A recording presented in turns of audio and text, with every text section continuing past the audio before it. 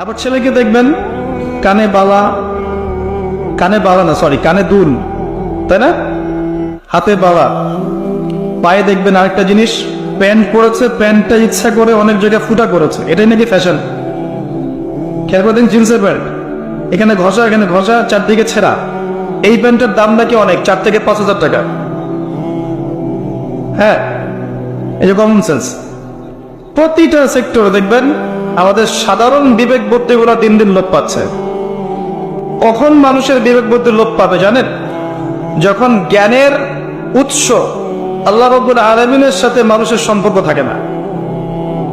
মানুষ জ্ঞান পাবে কোথা থেকে? জ্ঞানের উৎস কে?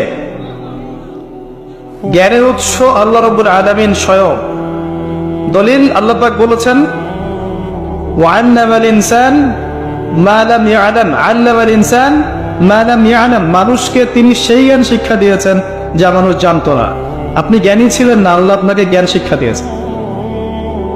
ওয়াল্লামা আদামাল আসমা কুল্লাহা, তিনি আদম আলাইহিস সালামকে সমস্ত নাম শিক্ষা দিয়েছেন। কে শিক্ষা দিয়েছেন? তাহলে আদম আলাইহিস সালামের কাছে সমস্ত বিষয়ের জ্ঞান কোত্থেকে আসলো? তাহলে জ্ঞানের উৎস কে?